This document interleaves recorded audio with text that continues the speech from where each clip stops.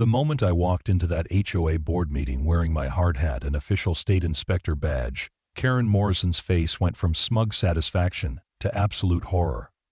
She'd spent weeks threatening me with daily fines and bogus code violations for renovating my own barn on my own land. But what she didn't know was that I'd just been quietly appointed as the state structural code inspector. And as I pulled out my clipboard and started documenting the multiple violations in their precious community center, I watched her whole world crumble. The best part? This was just the beginning of her downfall. Before we carry on, please hit the subscribe button to make my day, and let me know where you are watching from in the comments. The whole mess started 3 months earlier when I inherited my father's 60-acre ranch outside Millfield. Dad had been gone for 2 years, and the property had been sitting empty while the estate got sorted out. The main house was in decent shape, but the old barn was a different story. Built in 1952, it had good bones but needed serious work to convert it into the workshop I'd always dreamed of having. I'd been working as a structural engineer for 15 years, mostly doing commercial inspections and consulting work, so I knew exactly what needed to be done to bring the barn up to code. The foundation was solid, but the roof needed reinforcing. The electrical system was a fire hazard waiting to happen, and the whole structure needed to be brought into compliance with modern building standards. It was exactly the kind of project I'd been wanting to tackle for years.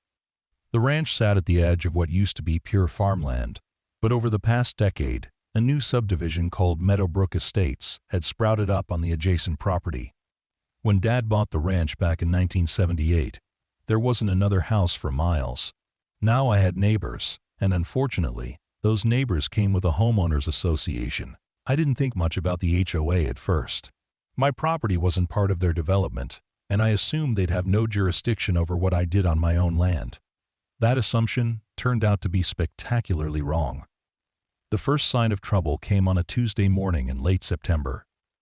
I was out at the barn, pulling up the old flooring and assessing the subflooring underneath, when a silver Honda Accord pulled up my driveway. A woman in her 50s stepped out, clipboard in hand, wearing a power suit that looked wildly out of place on a rural ranch. "Excuse me," she called out as she approached the barn. "Are you the property owner?" I straightened up, wiping sawdust off my hands. "That's right. Hank Morrison." "And you are?" "Hank Morrison," she said. And I couldn't help but notice we shared a last name. "I'm the president of the Meadowbrook Estates Homeowners Association. We need to talk about your construction project here." "Construction project?" I gestured around the barn. "I'm just doing some renovations. This is my property, so I'm not sure what concern it is of yours." Karen's expression tightened. "Actually, there are several concerns. First, you're conducting major structural work without the proper permits. Second, your project is creating noise and dust that's affecting our residents. And third, there are serious questions about whether this structure meets current safety codes." End quote. I felt my jaw clench. "Ma'am, with all due respect, this is private property that's been in my family for decades. Your HOA has no authority here." "That's where you're wrong," Karen said, pulling out a thick folder from her clipboard. "When Meadowbrook Estates was developed, we negotiated a covenant agreement with the county that gives us oversight authority over any properties within a half-mile radius that could impact our community's property values or quality of life. Your ranch falls within that zone." She handed me an official-looking document with the county seal. I scanned through it quickly, my engineering mind trying to parse the legal language. It was complicated, but it seemed like they might actually have some kind of standing. "Even if this is legitimate," I said, "I'm doing everything by the book. I know the codes inside and out." "Are you a licensed contractor?" Karen asked. "I'm a structural engineer." "That's not what I asked. Are you licensed to perform this type of construction work?" I hesitated. Technically, as the property owner, I could do my own work, but the regulations around that were murky. "I'm performing owner-occupied improvements on my own property, without permits," Karen said triumphantly. "Which means you're in violation of county building codes. We're going to need you to stop all work immediately until you can produce the proper documentation." "And if I don't?" Karen smiled, but there was no warmth in it. "Then we'll be forced to file complaints with the county code enforcement office and potentially pursue legal action. We take community standards very seriously in Meadowbrook Estates." After she left, I spent the rest of the day researching the covenant agreement she'd shown me. It turned out to be real, though it was buried in the kind of legal language that would take a lawyer to fully interpret. The gist seemed to be that when the county approved the Meadowbrook development, they'd granted the HOA some kind of expanded authority to maintain property standards in the surrounding area. I called the county building department the next morning to ask about permits for my barn renovation. The clerk I spoke with was helpful but confirmed what I'd feared. Even though it was my own property, the scope of work I was planning would require permits and inspections. "The good news," she said, "is that since you're a licensed engineer, you can submit your own plans and serve as your own contractor. The bad news is that it's going to take 6 to 8 weeks to get the permits approved." And 6 to 8 weeks. I'd been hoping to have the barn finished before winter set in, and now I was looking at delays that would push the project into spring. But I didn't have much choice. I started gathering the documentation I'd need for the permit application. 2 days later, Karen was back, this time with reinforcements.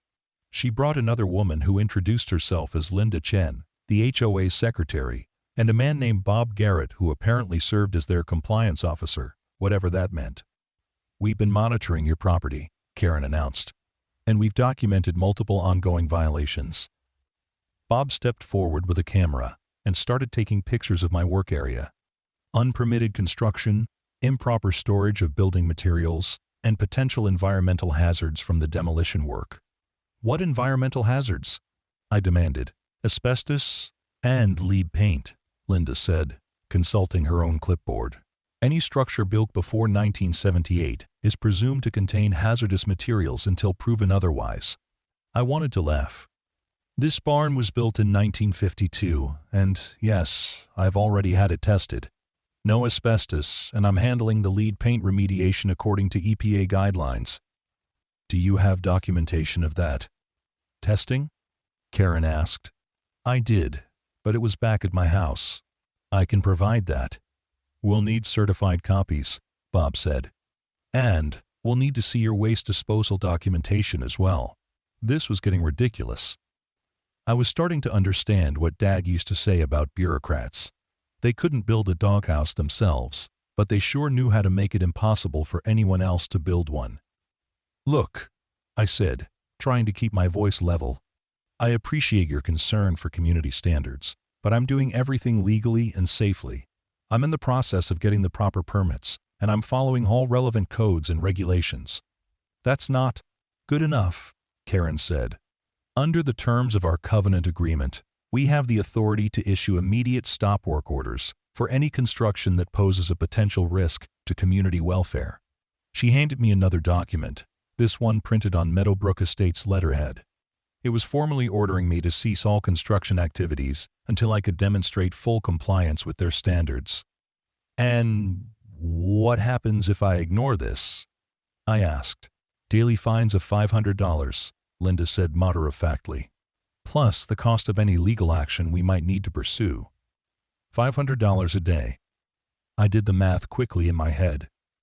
If this dragged out for weeks or months, it could cost me tens of thousands of dollars, maybe more. Even if I eventually won, the legal fees alone could bankrupt me.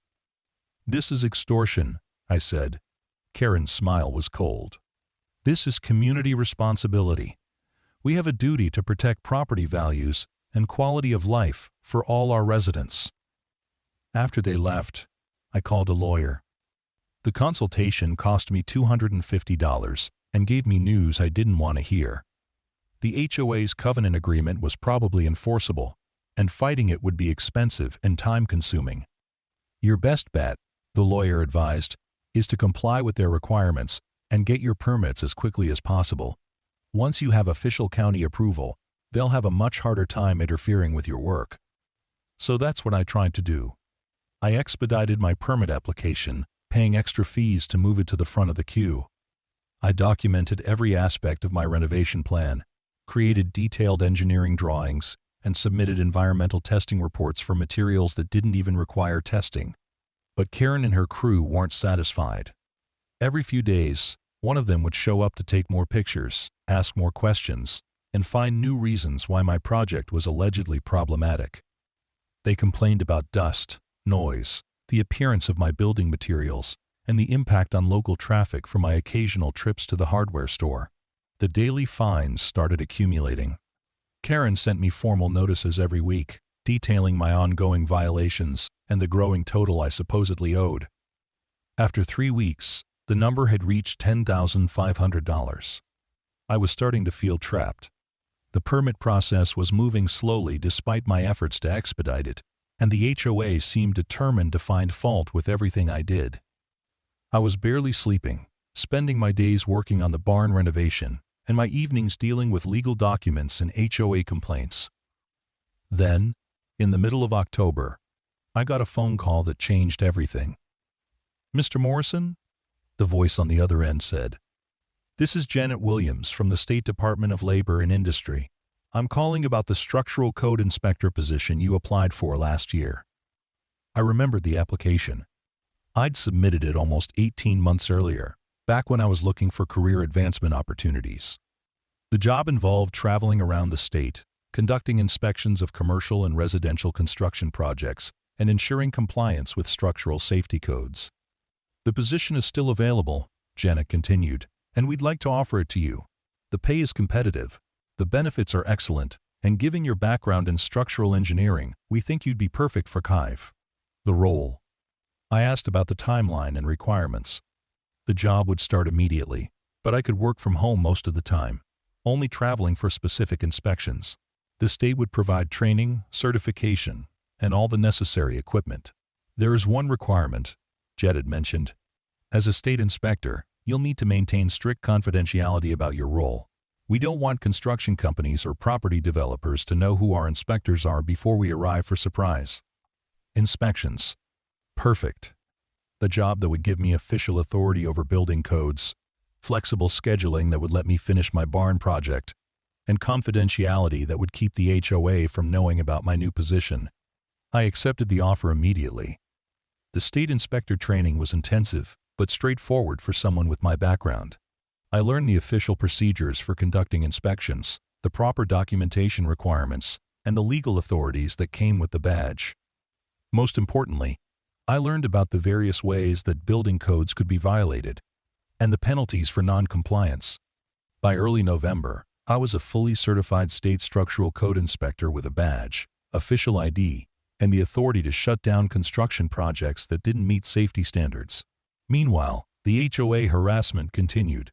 Karen had escalated to threatening legal action, and the daily fines were now approaching $20,000. She seemed to think that financial pressure would force me to abandon my renovation project entirely. What she didn't know was that my permit had finally been approved, and I now had official county authorization for everything I was doing. I'd been planning to present the permits at the next HOA board meeting and demand that they stop their interference. But then I got an idea for something much more satisfying. I started doing some research on Meadowbrook Estates itself. As a state inspector, I had access to databases of building permits, inspection records, and code violation reports. I was curious about whether their own community buildings met the same standards they were demanding from me. What I found was fascinating. The Meadowbrook Estates Community Center had been built in 2003, and the inspection records showed several items that had been flagged but never resolved. More importantly, there had been additions and modifications to the building over the years, some of which appeared to have been done without proper permits. I decided to take a drive through Meadowbrook Estates to see the community center for myself. It was an impressive building, about 4,000 square feet, with meeting rooms, a fitness center, and a large multi-purpose space. But as I walked around the exterior, my trained eye started noticing problems. The rear addition looked like it had been built several years after the original structure, but the connection between old and new construction showed signs of settling that suggested inadequate foundation work. The electrical service entrance had been modified, with additional circuits added in a way that looked questionable, and the fire exits were partially blocked by landscaping that had grown up around the building. I made some notes and took a few pictures, just out of curiosity. But then I noticed something that made me stop in my tracks. A structural crack in the foundation wall that looked fresh and was definitely a safety concern. As a state inspector, I had a legal obligation to investigate potential safety hazards in public buildings. The community center hosted events with dozens of people on a regular basis. If there were structural issues, they needed to be addressed immediately. I went home and started preparing for what was going to be a very interesting HOA board meeting. The Meadowbrook Estates HOA held their monthly meetings in the community center, in a conference room decorated with inspirational posters about community spirit and property values. I'd been invited to appear before the board to discuss my ongoing violations and the possibility of resolving the fine situation. Karen had clearly expected me to show up hat in hand, ready to apologize and comply with whatever demands they made. Instead, I walked in wearing my hard hat, carrying my official clipboard, and with my state inspector badge prominently displayed on my shirt pocket. The board members were already seated around the conference table, Karen at the head, Linda with her ever-present notepad, Bob looking stern and official, and two other members I hadn't met before. They all looked up in confusion as I entered. "Mr. Morrison?" Karen said uncertainly. "What's with the costume?" "No costume," I said, setting my clipboard on the table.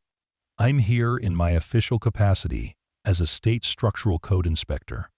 The room went dead silent. Karen's face went through several color changes before settling on a pale green.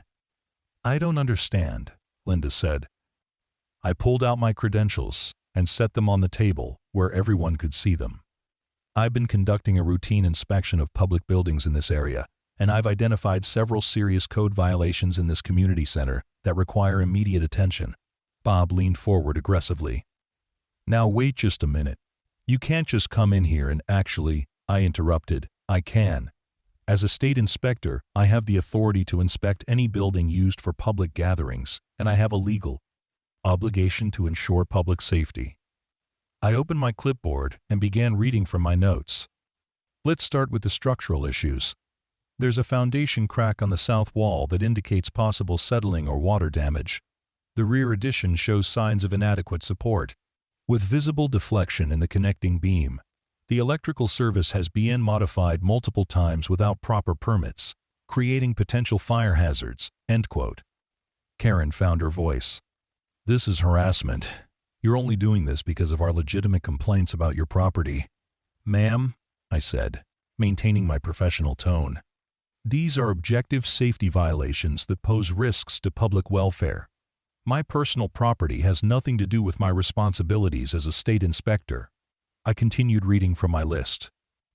"The fire exits are partially blocked by landscaping, which violates emergency egress requirements.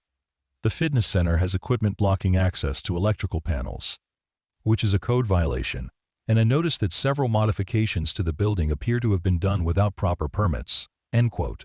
Linda was frantically taking notes. One of the board members I hadn't met, a nervous-looking man in his 60s, raised his hand tentatively. "What does this mean for us?" he asked. I consulted my paperwork. Under state regulations, I'm required to issue a temporary closure order for this facility until these violations can be corrected.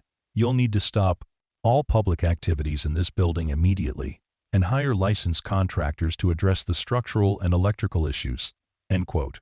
"You can't do that," Karen exploded. "We have events scheduled, meetings planned." "I'm sorry, but public safety takes precedence over convenience," I said. "However, if you can demonstrate that these violations are being actively addressed, I may be able to modify the closure order to allow limited use." I reached into my folder and pulled out the official forms I'd prepared. "I'll need documentation showing that you've hired qualified contractors to assess and repair the structural issues, electrical permits for the modifications that were done without authorization, and a plan for clearing the emergency exits." Bob was staring at the documents like they might bite him. "How long do we have?" "You have 30 days to provide the documentation and begin remediation work. If you fail to comply, the closure becomes permanent until all violations are corrected." The room erupted in anxious chatter. Karen was trying to maintain control, but I could see the panic in her eyes. The HOA's main gathering place was about to be shut down unless they spent thousands of dollars on emergency repairs. "There's one more thing," I said, raising my voice to get their attention. "I understand there's been some dispute about building permits and code compliance regarding my personal property renovation." Karen perked up hopefully. Maybe she thought we could make some kind of deal. "I want to make it clear that my work as a state inspector is completely separate from any personal property issues. However, since the topic has been raised, I should mention that I've now received full county approval for my barn renovation project." I pulled out copies of my building permits and placed them on the table. "All work is being performed in compliance with current building codes, using materials and methods that meet or exceed state safety standards. Any questions about code compliance should be directed to the county building department, which has full oversight authority." Linda looked up from her frantic note-taking. "What about the fines? We've assessed significant penalties for the code violations." "What code violations?" I asked pleasantly. "I have official county approval for all work being performed. If you believe there are actual violations of county building codes, you're welcome to file a complaint with the appropriate authorities. However, I should warn you that filing false or frivolous complaints with government agencies is itself a violation of state law." The implication was clear. They could back off now, or I could make their lives much more complicated than they'd made mine. Karen was looking desperate. "This whole thing is a conflict of interest. You can't inspect our building while you're having a dispute with our HOA." "Actually," I said, "I can, and I'm required to. State inspectors don't get to choose which buildings to inspect based on personal convenience. If I identified safety violations and failed to act on them, I'd be violating my oath of office." I started packing up my clipboard and paperwork. "I'll expect to see your remediation plan within the week. Until then, this facility is closed to public use." I stood up to leave, then paused at the door. "Oh, and regarding those daily fines you've been assessing, I'd recommend consulting with your legal counsel about the enforceability of those penalties, now that it's been established that no actual code violations exist." The next few weeks were remarkably peaceful. I didn't hear another word from the HOA about my barn renovation, and I was able to work on the project without constant interruptions and harassment. The permit inspections went smoothly, and the county inspector even complimented me on the quality of the work. Meanwhile, Meadowbrook Estates was dealing with their own problems. The community center closure had forced them to cancel several events and find alternative venues for their meetings. The cost estimates for repairing the structural and electrical issues were running into the tens of thousands of dollars, and they were discovering that some of their previous modifications had been done by unlicensed contractors using substandard materials. I heard through the local grapevine that there was serious dissatisfaction among the HOA members about how the situation had been handled. Several residents were questioning why the board had been so focused on harassing me instead of maintaining their own facilities. The breaking point came in December when a local newspaper picked up the story. Someone had leaked information about the community center closure and the circumstances that led to it. The headline read, "HOA harassment backfires. Community center closed after inspector discovers multiple violations." The article didn't mention my name, but it detailed how an HOA had spent months targeting a property owner for alleged code violations, while ignoring serious safety issues in their own building. It quoted unnamed sources suggesting that the HOA's actions had been motivated by personal animosity rather than legitimate safety concerns. Karen Morrison resigned as HOA president the day after the article was published. In her resignation letter, which was read at the next board meeting, she blamed external interference and unfair targeting for the problems the association was facing. I finished my barn renovation in January, just before the worst of the winter weather set in. The final inspection was conducted by a different county inspector, who was thorough but professional. Everything passed with no issues, and I finally had my certificate of occupancy. The barn was everything I'd hoped it would be. A spacious, well-lit workshop with modern electrical service, proper ventilation, and enough room for all the woodworking and metalworking projects I'd been wanting to tackle. It was a fitting tribute to Dad's memory, and a place where I could carry on the family tradition of building things with my own hands. But the best part was the peace and quiet. No more daily visits from HOA officials, no more threatening letters about fines and violations. No more harassment about perfectly legal construction work. Just the satisfaction of a job well done, and the knowledge that standing up to bullies sometimes pays off in unexpected ways. The Meadowbrook Estates Community Center eventually reopened in March, after extensive repairs that cost the HOA nearly $50,000. The new board was much more focused on internal maintenance, and much less interested in policing the activities of neighboring property owners. I continued working as a state inspector, traveling around the region and ensuring that buildings met safety standards. It was satisfying work that combined my engineering background with public service, and I took pride in protecting people from the kinds of safety hazards that could result from shoddy construction or deferred maintenance. Sometimes, I drove past Meadowbrook Estates on my way to other inspection assignments. The development looked prosperous and well-maintained, with manicured lawns and freshly painted houses. It was the kind of place where people paid premium prices for the promise of community standards and property value protection. I never saw Karen Morrison again, though I heard she'd moved to a different state not long after her resignation. The other board members stayed in the community, but kept a much lower profile.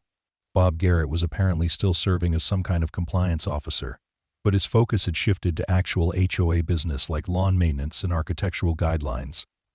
My own relationship with the neighborhood stabilized into peaceful coexistence. I maintained my property to reasonable standards, kept my renovation projects properly permitted, and generally minded my own business. In return, the HOA left me alone to work on my barn and enjoy the rural lifestyle that had drawn my family to the ranch in the first place. The whole experience taught me several important lessons about standing up to institutional bullying and the importance of knowing your rights. It also reinforced my appreciation for the checks and balances built into our system of laws and regulations. Karen and her crew had tried to use bureaucratic power to intimidate me into abandoning a perfectly legal project, but the same bureaucratic system that enabled their harassment also provided the tools to stop it. More than anything, it reminded me why Dad had loved this place so much. He'd bought the ranch back when the area was still rural farmland, long before subdivisions and homeowners associations. He'd valued the independence and self-reliance that came with owning your own land and being able to work on it without interference from neighbors or officials. I was carrying on that tradition in my own way, using my skills as an engineer and inspector to maintain the property and contribute to the broader community's safety and welfare. The barn renovation was complete, but there were plenty of other projects waiting: upgrading the main house, improving the outbuildings, maybe even expanding the workshop space. And if any future HOA officials decided to interfere with my plans, well, I had my hard hat and clipboard ready. The peaceful months that followed gave me time to reflect on how much my life had changed since inheriting Dad's ranch. What started as a simple barn renovation had turned into a career pivot that I never could have anticipated. My work as a state inspector was taking me to fascinating projects across the region, from historic building renovations in small towns to massive commercial developments in growing suburbs. One particularly memorable inspection involved a century-old courthouse that was being converted into a community arts center. The building had incredible architectural details, but serious structural challenges that required creative engineering solutions. Working with the restoration team to find ways to preserve the historical character while meeting modern safety standards was exactly the kind of problem-solving that made me love my profession.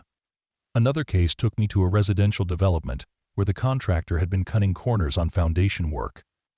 The homeowners had started noticing cracks and settling issues, and my investigation revealed systematic violations that affected dozens of houses. The legal fallout was extensive, but we were able to get the problems fixed before anyone got hurt. These experiences reinforced my appreciation for the importance of building codes and proper oversight. Every regulation had been written in response to real dangers, often after tragic accidents that could have been prevented.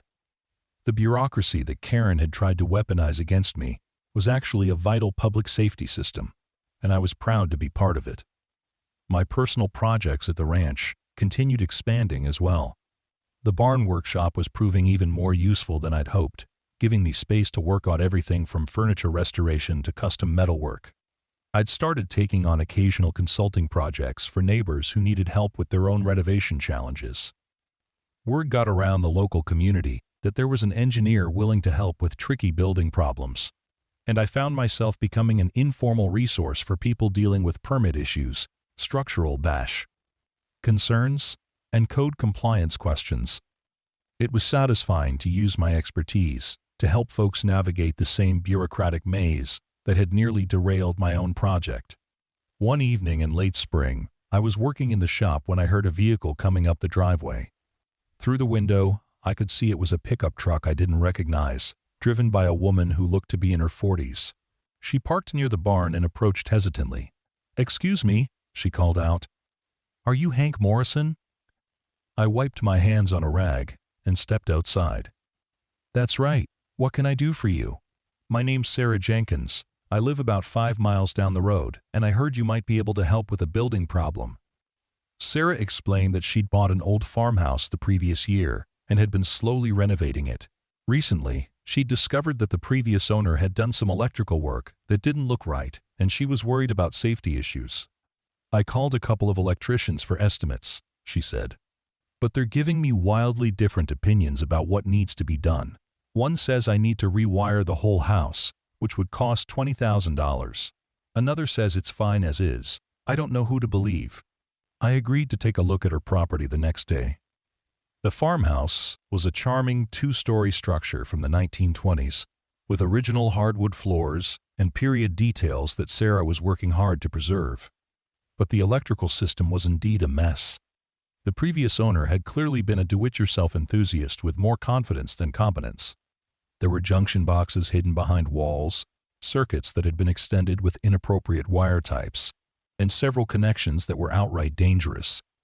It wasn't quite bad enough to require a complete rewiring, but it needed significant work to bring it up to safe standards. I spent an hour documenting the issues and explaining the options to Sarah.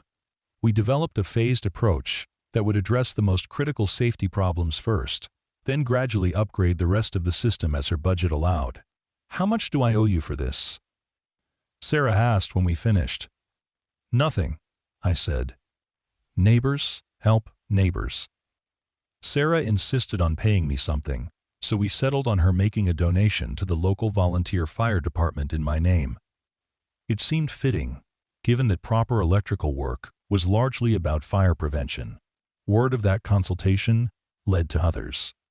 A retired teacher needed help understanding why his contractor was insisting on expensive foundation repairs. A young couple buying their first house wanted someone to walk through it with them before they finalized the purchase. An elderly widow was being pressured by a roofing company that claimed her house was about to collapse. In each case, I found that a little expert knowledge went a long way toward helping people make informed decisions. Sometimes the contractors were right and the work really was necessary. Other times, they were overselling services that weren't urgent or suggesting solutions that were more expensive than needed. I never charged for these consultations, but people found ways to show their appreciation. My freezer filled up with homemade casseroles and fresh vegetables from neighbors' gardens. When I needed help moving some heavy equipment into the barn, 6 volunteers showed up without being asked. The local hardware store started giving me a contractor's discount even though I wasn't technically in the business. This informal network of mutual support felt like what rural communities were supposed to be about. It was completely different from the adversarial relationship that had developed with the Meadowbrook Estates HOA, where every interaction was governed by rules and regulations and potential penalties. The contrast became even more apparent when I got another call from the state inspector's office. There had been complaints about construction work in Meadowbrook Estates itself, and I was being assigned to investigate. "Looks like they're having problems with a contractor who's been doing work without proper permits," Janet Williams explained over the phone. "Several residents have filed complaints, and the county's getting pressured to look into it." I accepted the assignment, though I had to smile at the irony. The same HOA that had spent months harassing me about permits was now dealing with actual permit violations in their own community. The investigation took me back to streets I'd driven during my earlier reconnaissance, but this time I was there in an official capacity. The complaints centered around a contractor named Mike's Home Improvements, who had been doing siding, roofing, and deck work throughout the subdivision. My first stop was at a house where Mike's crew had recently installed a large composite deck. The homeowner, a friendly guy named Tom Peterson, was eager to show off the work. "Best decision we ever made," Tom said as we walked around the deck. Mike's prices were great, and they got it done in 3 days. The deck looked nice from a distance, but my trained eye immediately spotted problems.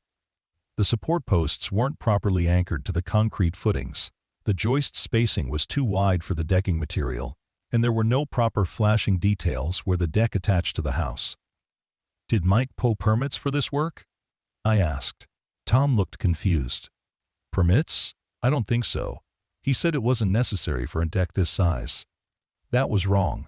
Any deck over a certain height required permits and inspections, and this one was definitely over the threshold. I took photos and measurements, documenting the violations and safety concerns. The next house had a new roof that looked professionally installed, but when I checked the permit records, there was no documentation on file. The homeowner, an elderly woman named Mrs. Rodriguez, was horrified to learn that the work might not be legal. "Mike assured me everything would be taken care of," she said. "He seemed so knowledgeable and professional." The third house had vinyl siding that was already showing problems after just 6 months. The installation was sloppy, with gaps that were letting moisture into the wall system, and several pieces were already coming loose.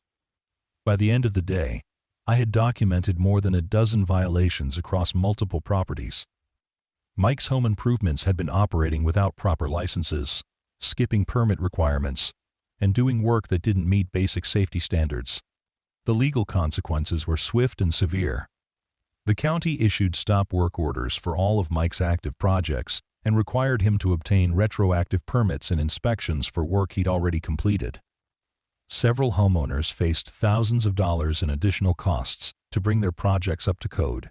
I felt bad for the residents who'd been victimized by the contractor's shortcuts.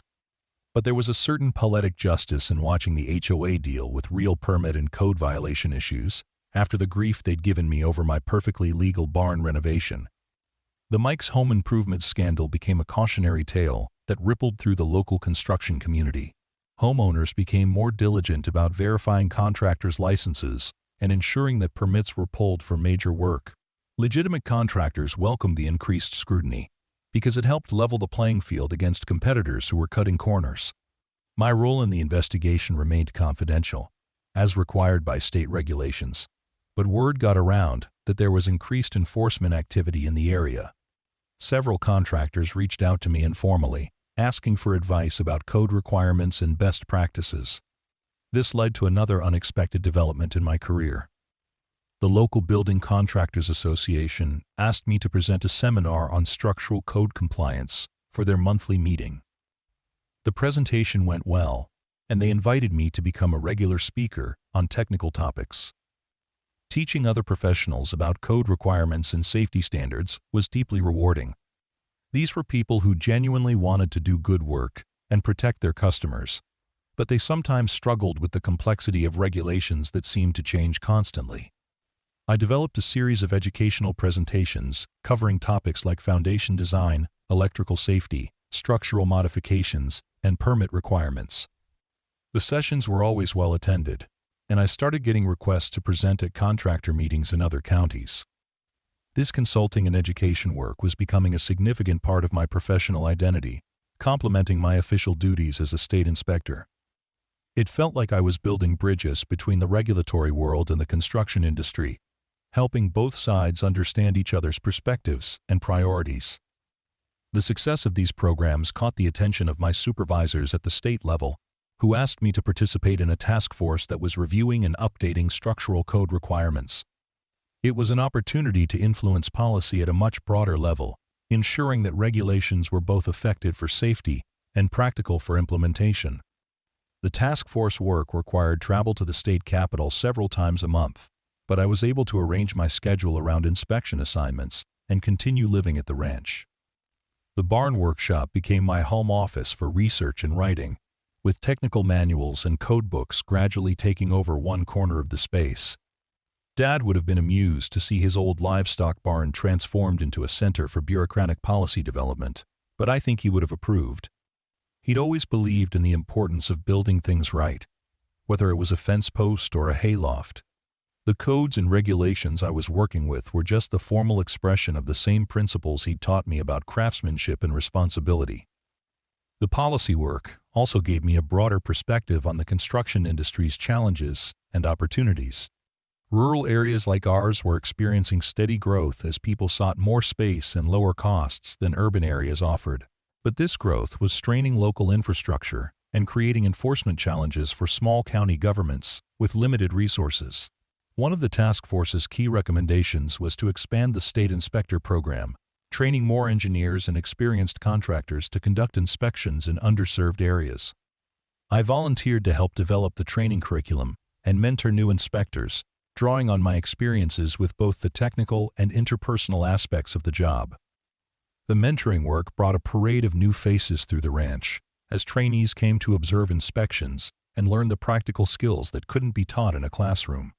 The barn workshop proved perfect for hands-on training sessions, where we could examine different types of construction materials and practice using inspection equipment.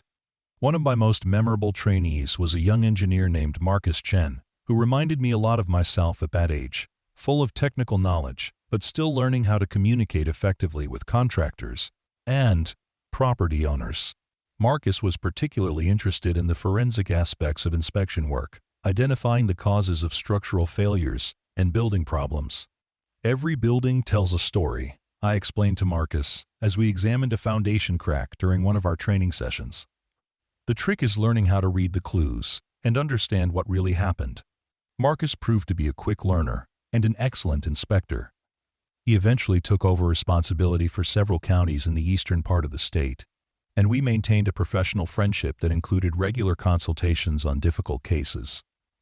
The expanded inspector program was yielding positive results across the state, with more consistent enforcement of safety standards and better support for local building departments. Property owners were getting more thorough and professional service, and contractors were benefiting from clearer guidance about code requirements.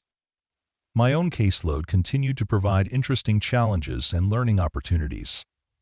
A particularly complex assignment involved a historic church that needed seismic retrofitting while preserving its architectural character. The project required careful coordination between structural engineers, historic preservation specialists, and local building officials.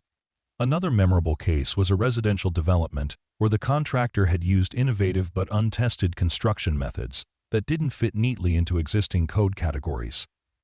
We had to research the materials and techniques extensively, consulting with manufacturers and testing laboratories to determine whether the approach met safety standards. These challenging assignments kept me engaged and growing professionally, while the rural setting of the ranch provided the peace and space I needed to recharge between projects. The combination of meaningful work, comfortable living, and strong community connections created a lifestyle that felt sustainable and fulfilling. The barn renovation that had started this whole journey was now just one part of a much larger story. What began as a simple workshop project had evolved into a career transformation, a deeper understanding of community dynamics, and a renewed appreciation for the importance of standing up to institutional bullying. The workshop itself continued to serve its original purpose, providing space for personal projects that kept my hands busy and my mind clear. I'd completed several pieces of furniture for the main house, restored some of Dad's old tools, and started experimenting with blacksmithing using a forge I'd built in one corner of the barn. These hands-on projects reminded me why I'd wanted the workshop in the first place. There was something deeply satisfying about creating useful objects from raw materials, solving problems through physical work rather than paperwork and regulations. It was a connection to the practical skills that had built the ranch and sustained rural communities for generations. The contrast between my inspector work and my personal projects was productive rather than conflicting. Understanding how things could go wrong in construction made me more careful and deliberate in my own building efforts. And the satisfaction of creating something with my own hands made the bureaucratic aspects of inspection work more tolerable. As I reflected on everything that had happened since inheriting the ranch, I realized that Karen Morrison and her HOA harassment had inadvertently pushed me toward a career and lifestyle that was more fulfilling than BA. what I'd had before. If they'd simply left me alone to renovate my barn in peace, I might never have discovered my talent for inspection work or my interest in helping other people navigate building code challenges. The irony wasn't lost on me that their efforts to drive me away from the community had instead made me a more valuable and engaged community member. My work was helping ensure safer buildings throughout the region. My educational presentations were improving professional standards in the construction industry, and my informal consultations were helping neighbors make better decisions about their own properties. The seasonal rhythm of inspection work meant that my busiest periods coincided with peak construction activity in spring and summer, leaving the quieter winter months for policy work, training development, personal projects. This natural ebb and flow suited the rural lifestyle perfectly, allowing me to sync my professional obligations with the agricultural calendar that still governed much of life in our area. During one particularly harsh February, when travel for inspections was limited by weather conditions, I decided to tackle a project I'd been postponing for months: converting the old grain silo into a climate-controlled storage facility for sensitive inspection equipment. The silo was a concrete structure from the 1940s that Dad had stopped using years before his death, but it had good bones and interesting architectural possibilities. The conversion project required careful planning to maintain the structural integrity while adding modern conveniences like insulation, electrical service, and temperature controls. Unlike the barn renovation that had started this whole adventure, this work was purely for personal use and fell well below the threshold for permit requirements. Still, I documented everything meticulously and followed all relevant codes, partly out of professional habit and partly because I never wanted to give any future HOA busybodies ammunition to use crass against me. The technical challenges were fascinating. The curved concrete walls created unique problems for insulation installation, and the narrow vertical space required creative solutions for accessing different levels. I ended up designing a custom pulley system for moving equipment up and down, using principles I'd learned from studying historic industrial buildings during my inspection work. Word of the silo conversion reached Marcus Chen, my former trainee who was now handling inspections in the eastern counties. He asked if he could bring a group of new inspector candidates to see the project, since it demonstrated several advanced techniques for working with unusual structures. "This is exactly the kind of creative problem-solving we need more of in the field," Marcus explained to the group as we toured the partially completed silo. Hank's approach shows how engineering principles can be adapted to work with existing structures rather than just replacing them.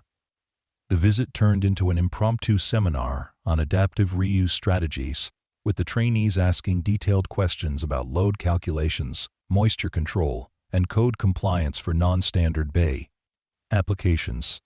I found myself enjoying the teaching aspect almost as much as the hands-on construction work. One of the trainees, a young woman named Elena Vasquez, who was transitioning from architectural work to inspection services, was particularly interested in the historical preservation aspects of the conversion. "So many rural properties have these amazing old structures that could be repurposed," Elena observed. "But property owners often think their only choice is demolition because they don't understand what's possible." That conversation sparked an idea that would eventually grow into another unexpected dimension of my work. Elena and I began developing educational materials specifically focused on historic building renovation and adaptive reuse. The goal was to help property owners and contractors understand the options available for preserving and updating older structures. We started with a simple fact sheet covering common rural building types like barns, silos, and outbuildings, explaining their typical construction methods and the challenges and opportunities they presented for modern use. The response from local historical societies and preservation groups was enthusiastic, leading to requests for workshops and presentations. The historic preservation work connected me with a network of craftspeople, architects, and contractors who specialized in traditional building methods.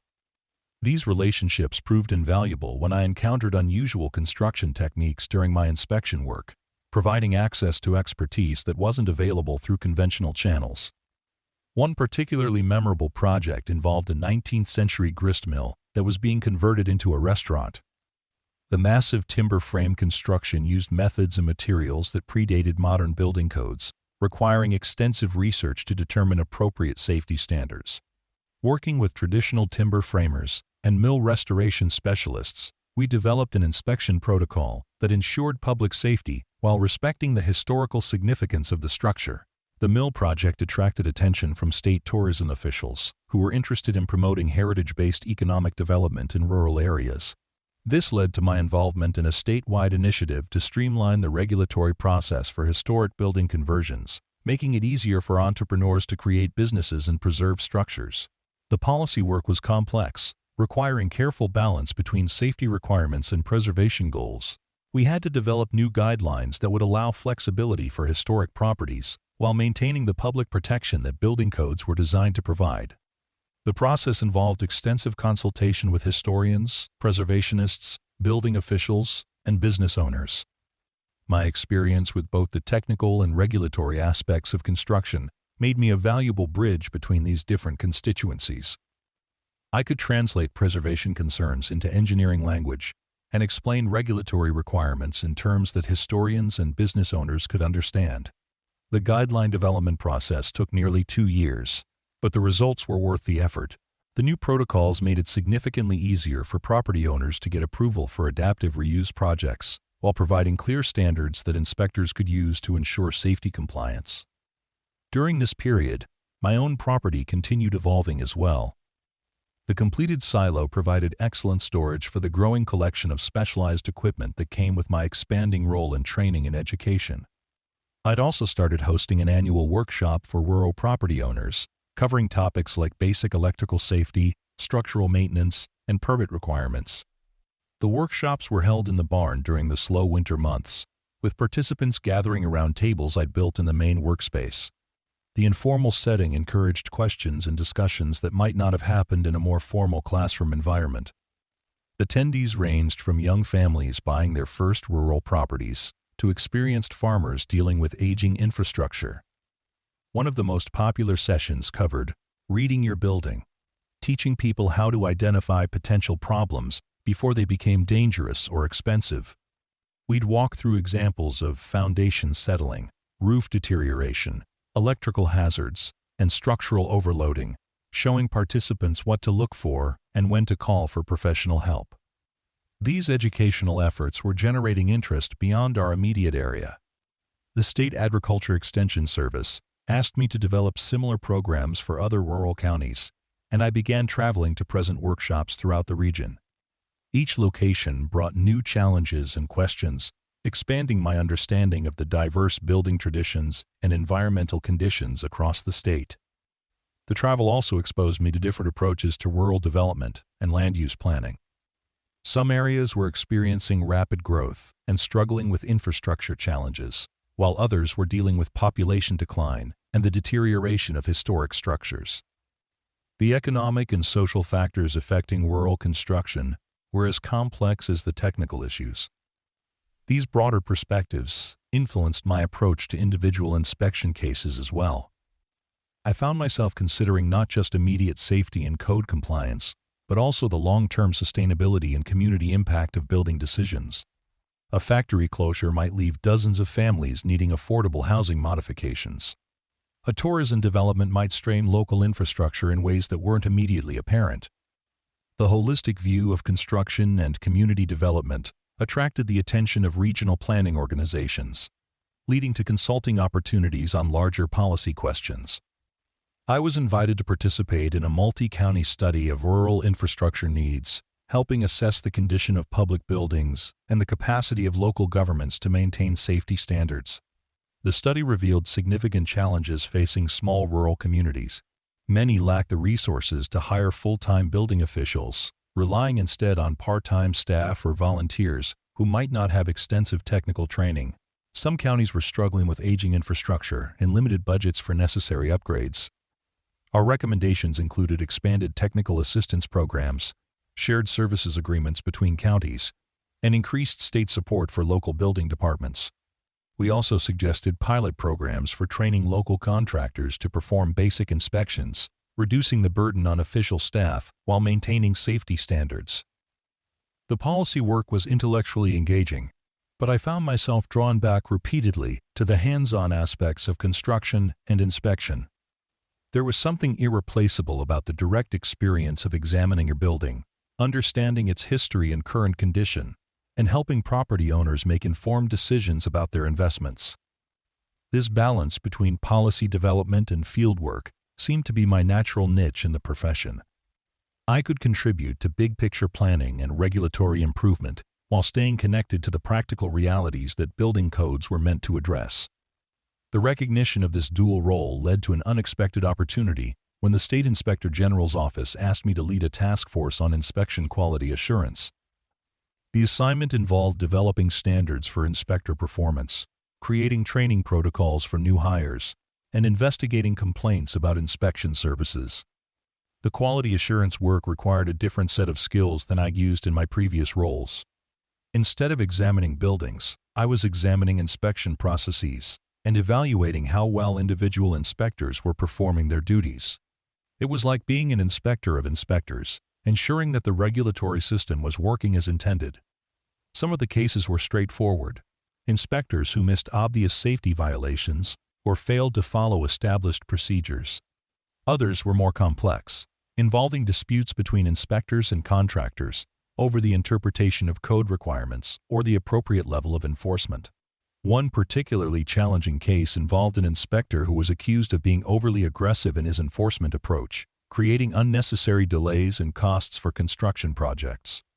The investigation revealed that while the inspector's technical assessments were accurate, his communication style was creating friction with contractors and property owners. Working with the inspector to improve his interpersonal skills and develop more collaborative approaches to enforcement was more rewarding than simply documenting violations. The goal wasn't to reduce safety standards, but to achieve compliance in ways that were educational rather than punitive. The quality assurance work also revealed systemic issues in the inspection program that couldn't be addressed through individual training or discipline. Some regions lacked adequate resources for thorough inspections, leading to rushed evaluations that might miss important problems. Other areas had inconsistent application of standards, with different inspectors reaching different conclusions about similar situations. Addressing these systemic issues required coordination with budget officials, training administrators, and field supervisors across multiple state agencies. It was complex organizational work that complemented my technical expertise and field experience. The comprehensive approach to inspection quality assurance attracted national attention, leading to invitations to present at conferences and contribute to professional publications. Other states were dealing with similar challenges in their inspection programs, and our systematic approach to quality improvement was seen as a model worth replicating. The professional recognition was gratifying, but the real satisfaction came from knowing that the work was improving safety outcomes for people throughout the region. Better inspection processes meant fewer missed problems, more consistent enforcement, and higher confidence in the regulatory system that protected public welfare. The success of the Quality Assurance Initiative led to additional responsibilities within the state inspector program, including oversight of training development and performance evaluation systems. These administrative duties required more time in the state capital, but I was able to maintain my field inspection work and my home base at the ranch. The expanding responsibilities also meant higher compensation, allowing me to invest more in the ranch infrastructure and equipment. I upgraded the electrical service to the entire property, installed a backup generator system, and added workshop space adjacent to the original barn. The improvements weren't just for convenience. They created a more professional environment for the training and educational activities that had become a significant part of my work. The enhanced facilities attracted more visitors and participants to the workshops and training sessions. We started hosting multi-day programs that combined classroom instruction with hands-on field exercises, using the ranch property as a laboratory for learning inspection techniques and code application. One particularly successful program brought together inspectors, contractors, and code officials for intensive training on emerging construction technologies. The sessions covered everything from advanced building materials to energy efficiency systems, helping participants stay current with rapidly evolving industry practices. The collaborative nature of these programs was breaking down some of the traditional barriers between regulators and the regulated community. Contractors were gaining better understanding of code requirements and inspection processes, while inspectors were learning about practical construction challenges and innovative solutions. This improved communication was benefiting everyone involved in the construction process. Projects were moving more smoothly when all parties understood their roles and responsibilities. Safety outcomes were improving as contractors and inspectors worked together, rather than viewing each other as adversaries. The success of these collaborative approaches reinforced my belief that regulation worked best when it was educational rather than punitive. People generally wanted to do the right thing. They just needed clear guidance and reasonable support to achieve compliance with safety standards. This philosophy guided my approach to all aspects of the work, from individual inspection cases to statewide policy development. The goal was always to protect public safety while enabling productive economic activity and community development. As I reflected on the journey from that first confrontation with Hank Morrison and the Meadowbrook Estates HOA, I was amazed at how much my career and life had evolved. What started as a simple desire to renovate an old barn had led to unexpected opportunities for professional growth, community service, and personal fulfillment. The ranch itself had become much more than a residence. It was a center for education, training, and collaboration that was contributing to improved building safety throughout the region. The barn that Karen had tried to stop me from renovating was now hosting workshops that were helping other property owners avoid the kind of bureaucratic harassment I'd experienced. The irony of that transformation wasn't lost on me. Karen's efforts to use regulatory power as a weapon had pushed me to become an expert in the very system she'd tried to manipulate. Instead of being intimidated by bureaucratic processes, I'd learned to navigate and improve them. Instead of being isolated from my community, I'd become more connected and engaged than ever before. The experience had taught me that institutions and regulations were tools that could be used for good or ill, depending on the intentions and competence of the people wielding them. Karen had tried to use the system to serve her own petty interests and personal animosity. My goal was to use the same system to protect public safety and support community development. The difference in outcomes reflected the difference in purposes. When regulations were applied fairly and competently in service of legitimate public goals, they created value for everyone involved. When they were misused for personal or political purposes, they became sources of frustration and injustice. Understanding this distinction had made me a better inspector, a better educator, and hopefully, a better community member. It had also given me perspective on the broader challenges facing rural communities and the role that effective regulation could play in supporting sustainable development. The work was far from finished. There were always new construction technologies to evaluate, new safety challenges to address, and new opportunities to improve the regulatory systems that protected public welfare. But I felt confident that the foundation was solid, built on principles of competence, fairness, and genuine commitment to community service. The old barn stood as a symbol of that foundation, transformed from a neglected agricultural structure into a center for learning and collaboration.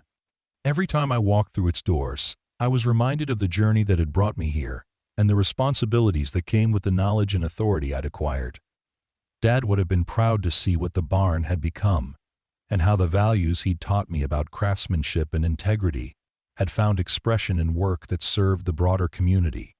The ranch he'd built as a refuge from the complexities of modern life had become a place where those complexities could be understood and addressed constructively. It was exactly the kind of unexpected outcome that made life interesting and meaningful. Sometimes, the best destinations were the ones you never planned to reach. Thanks for sticking around to the end. If you like this story, drop a comment, let me know where you're tuning in from, and don't forget to subscribe.